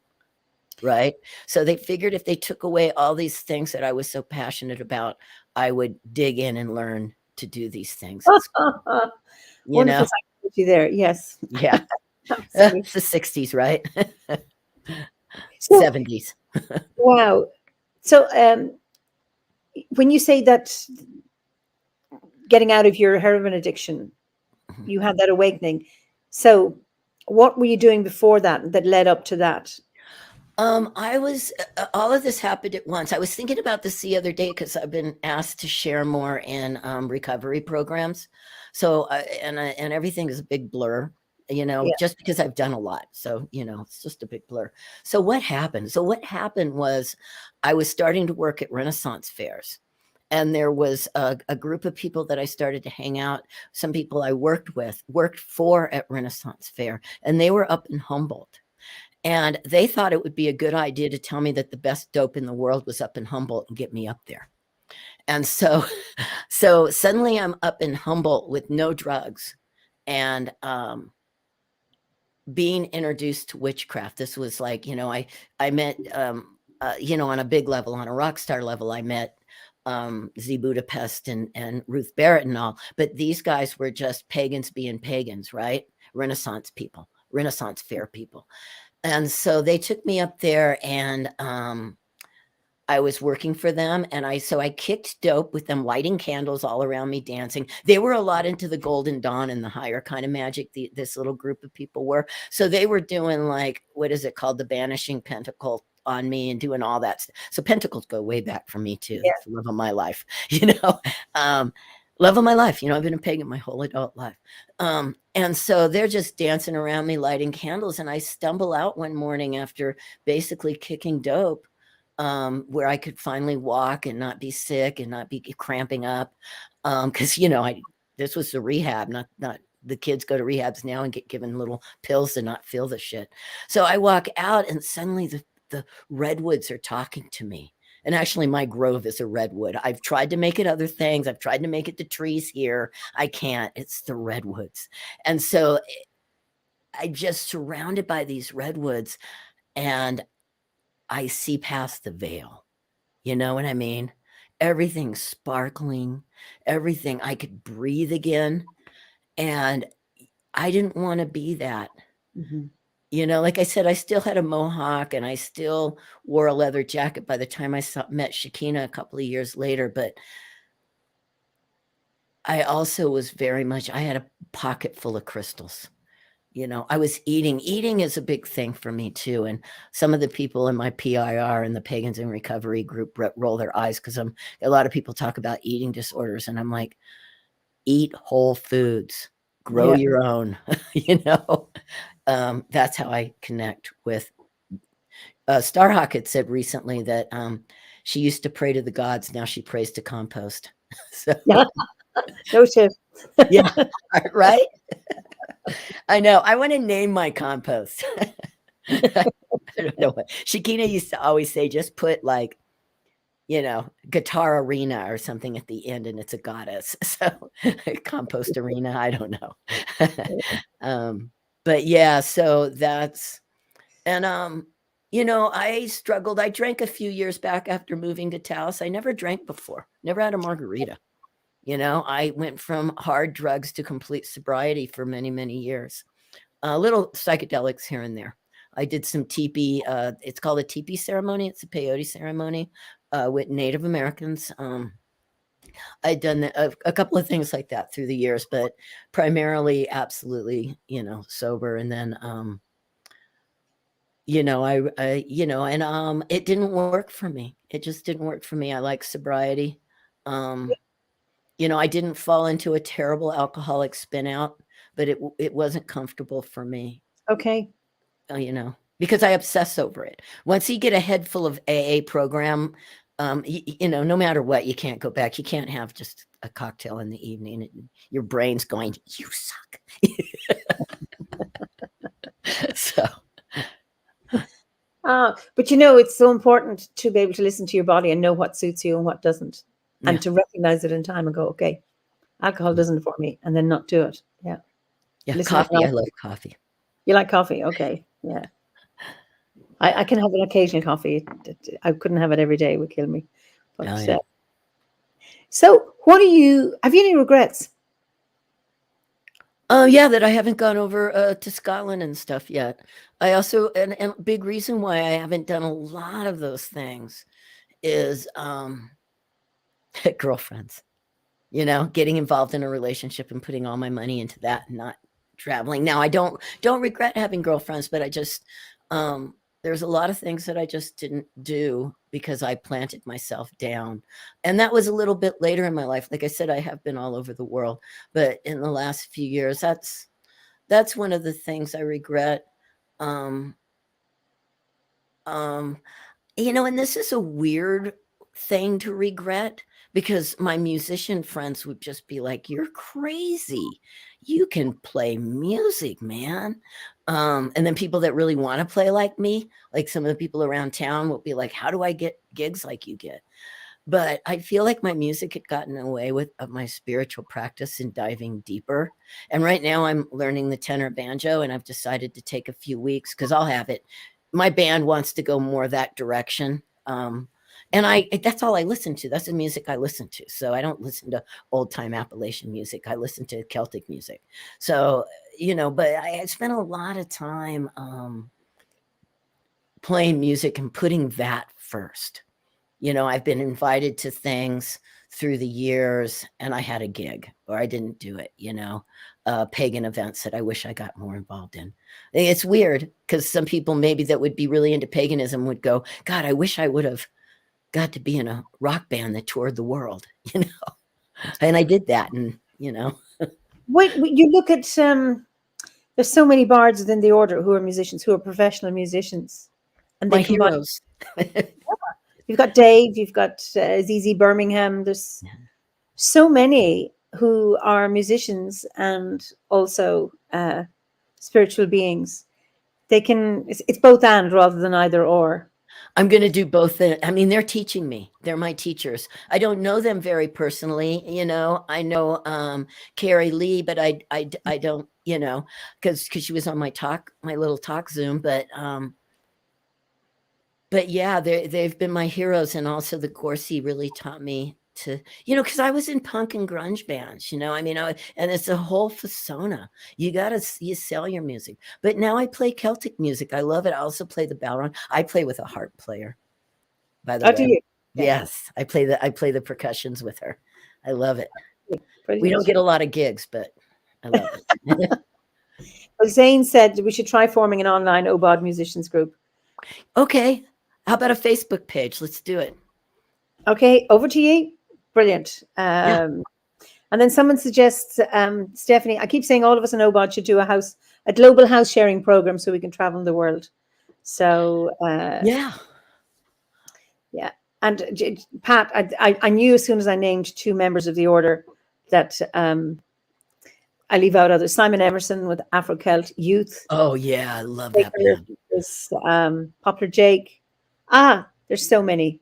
And I'm sorry for anyone I haven't mentioned just off the top of my head. So I mean, so Lynn Swan Ellison always has a spare room. That's very generous of you, Lynn. I hope it's not reckless. Uh-oh.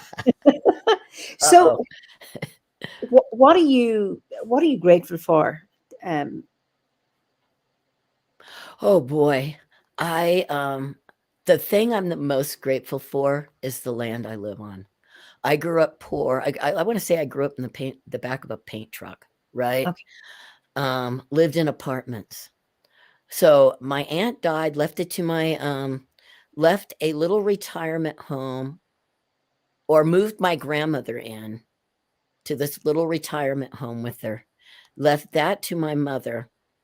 I left that to my grandmother, who left it to my mother. When my mother died, my sister and I fixed it up. We sold it for not enough to really buy a house here, but a friend of mine who showed me this house I live on, who passed away, the septic was illegal and the property was too small to have a septic on anymore. The bank owned it and it was dirt cheap, but you had to pay cash for it. It's a 4-bedroom house in Taos, New Mexico. It's worth hundreds of thousands more than I paid for it. And I own this land. I only pay taxes. That's what I'm the most grateful for, because it gives me it'll give me the freedom to go over and visit all you OBODs over there across the pond, you know? So you share the house with your sister now? I share the house with my sister and her grown children. But I have the whole back of the house. I have a front door and a back door. So I call this Elm Cottage because it's surrounded by elm. Beautiful. And so, yeah, I'm grateful. I don't know where I'd be today without this. I don't, I've worked retail all my life. The shoe world, I worked in the shoe business, starting out with Doc Martin, but I've just never, I didn't have retirement. So, yeah, I'm taken care of till the day I die, That's wonderful. That having those basic needs done. Yeah, and That's not everything else I can go out and do. I've thought about even opening my backup for community gardens, but I have to wait until I have my own gardens. But when COVID subsides, getting some people over here for community gardening, I can do this thing. brilliant. Yeah. Wonderful. Yeah. So, we've done a lot of talking. What concerns do you have for the modern world, or about the modern world? Oh man. Remember, I like to say I'm a druid. I'm a reclaiming druid. So okay, it's gonna get political. Go on. I think we're in a mess. The environment's collapsing on us. If people don't, and they're not doing it, they're trashing the planet. I'm sorry. Everybody says they're, some people think they're helping, but they're really not. You got to get it down to zero waste. We don't have recycling here in Taos. I have to drive to Santa Fe, that's an hour away. So, and that's welcome to the big cities, yes. But what are they doing with that plastic? So, yeah, I'm very, very, very concerned about the environment. I think that people need to think about less children. Sorry for those of you, I know it's the hippie dream to have a bunch of kids, but right now we got to think about how we can survive as a human race, and having 5 children isn't going to do it. Because I've seen all my hippie friends have a bunch of kids and they didn't all grow up to be environmentalists. A lot of them are the opposite. So I hate to say it. The other thing is, this war is terrifying me. I can't believe. I'm praying, I'm lighting candles, I'm dancing in my kilt, I'm praying to everything I can pray to. But they're bombing the hell out of those people over there right now. What can we do? Unfortunately, I think there's a lot more going on than they're saying. I think they have a gun pointed at our heads, so we're not able to do anything. I am not a warrior. I'm a peace activist, but there's more people dying right now than we've ever seen in this kind of attack. As far as I know, because who knows, he might have kept it from us when we were going into Iraq and stuff, but there's a lot coming down. There's a lot coming down. So environmentally, that's what I just don't see how we can keep going. You know, Mhm. we're eating and drinking and breathing plastic right now. That can't be good. Yeah. So sorry, not to leave be on a downer. Well, it's interesting you talk about the plastic because you've mentioned it so many times. Um, one of our members at the Druid course at the weekend, he was weaving a basket from with a crochet hook from old t-shirts that can't. There's some polyester or nylon in them, so they cannot biodegrade. So he's making permanent things that can Yay. be used, and I was just really fascinated with things that old clothes that they're not fit to hand on to somebody else, but that you can actually repurpose them. Yeah, I With try to use them for rags as long as I can, you know. yeah, and so there's that, and he's then weaving baskets and items like bottle holders or baskets for people to collect things in, and you can great. My Um, last job, I'm unemployed at the moment because of the economy right now, and she had to let me go for a little while. But my last job is a fair trade store here in town. okay, Every single item came in plastic. yeah, It's incredible. I get a bamboo toothbrush that's in a yeah, a recycled. plastic container, yeah.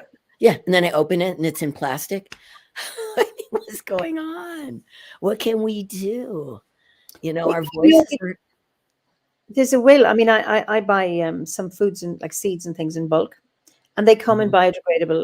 biodegradable, plant-based packaging. Yeah. Uh, it's doable. It's possible. Yeah. I look for all of that now. I take my little bags back over and over again. I joined, and I can't do this until I want to finish the Druid course. So I'm going to start up again afterwards. But I started the Ancient Order of Druids in America, and they ask you to pick 3 things. They're serious. They're environmentalists. They're not messing around. They just don't say, "Oh, you do go ahead and do this if you want." They're like, "Do this if you want to be part of the order." So you have to pick 3 things, and one of them was getting down to cooking whole foods, so everything I can take my jars back to the health food store and get That's things in bulk. And so that water in my sink when I'm because it's really really cold here, so you have to run a lot of water before it gets warm. So all that right. water I'm hauling outside to my gardens. That's right. Yeah, it's doing what we can do. Yeah. Absolutely. And I mean, and you're very motivated for that. And I mean, I know you express the fear, but you seem to come from an empowered place, not from a helpless place. No. So what gives you hope then in this world? Mama Earth. I think she's gonna survive. We're gonna go back to whatever we go back to. I think it's a great mystery. I'm like you. I don't know. I'm all these things, but am I? I believe in the gods. I believe in the spirits, but I believe in the ancestors. But what gives me hope is that this earth is very, very old, and I believe it's a deity. I believe we're all part of that deity. That's the one thing that I'm pretty darn certain of, because I feel it. I feel it when I meditate. I have a daily practice. I don't mess around. I have a daily, sometimes an evening practice, but right now music's my evening practice. But I have a daily practice, What and is so I it? have a daily. I wake up and I do. I how I open today with the directions. I do a prayer to the directions like that, and then I sink into the grove for a meditation. And then as I come out of that meditation, I do an awen, and this is the least I do. And then I do the Druid's prayer, Yeah. and I do the alignment of the souls, and I run the Iron Pentacle. And I do that either in my meditation chair or I have a stone circle in my backyard. So Oh, almost every single day on some level.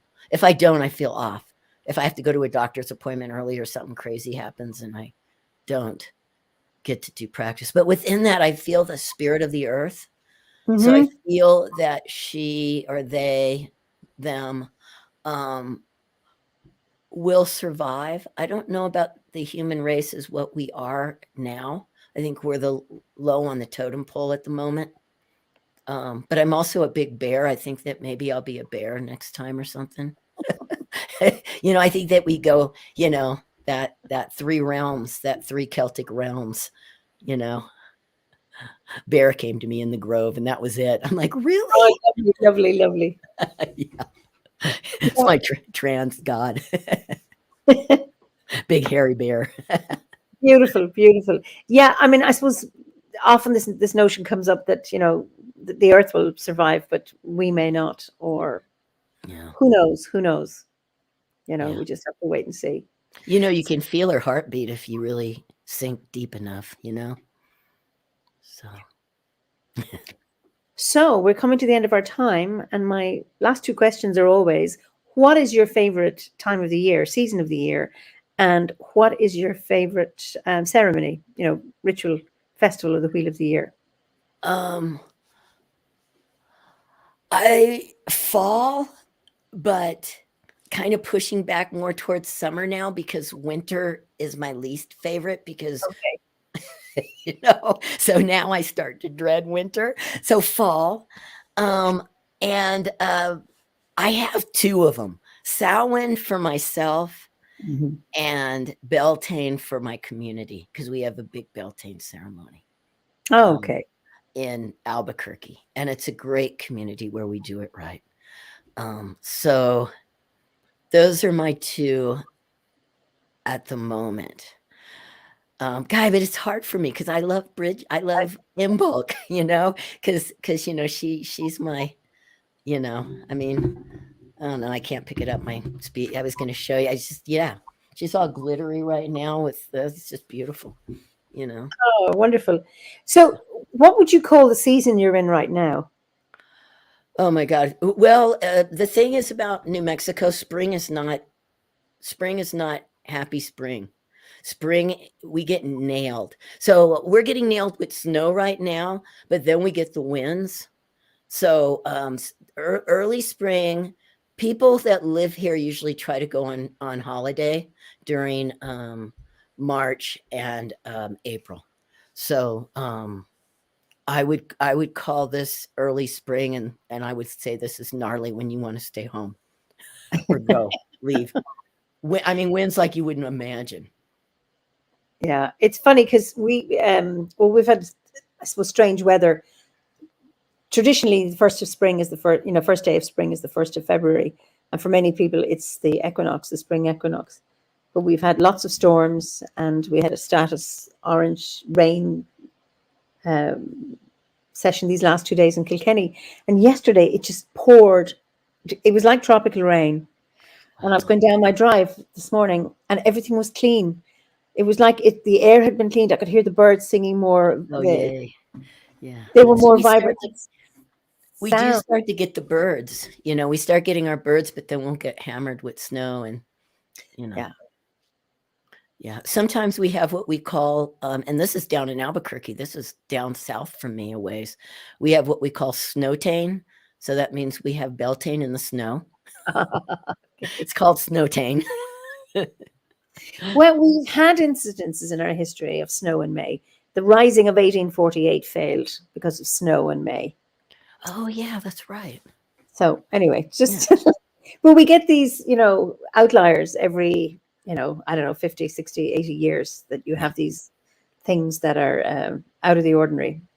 And anyway, so do we put these things down to climate change, or is it part of a cycle? I don't know.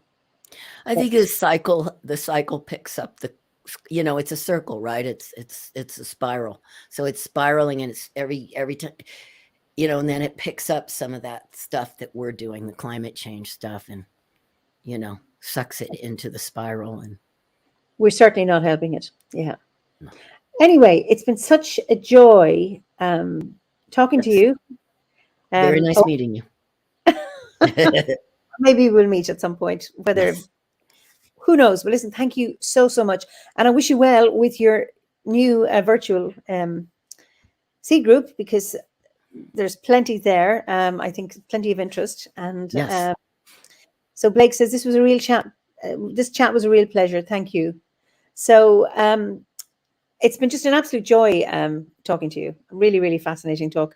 And of course, we're almost 2 hours in, and we could go on for much longer, but it's not your bedtime. Usually, if my guests are in Europe, it's Oh yeah. they're ahead. So I'm going to say goodbye to everybody, and you can go backstage, and I'll just finish off here. Bye, everybody. Great. Nice meeting you. So it's a great response here. So anyway, we will look at the comments once we go offline. So thank you all very much for joining us this evening and joining in this conversation, and as always, for your comments and your questions. It's always wonderful to have contributions and additions to the conversation from you, the viewers. So I look forward to seeing you next week for another Fireside Chat. And in the meantime, be well and be safe. So, slán go fóill.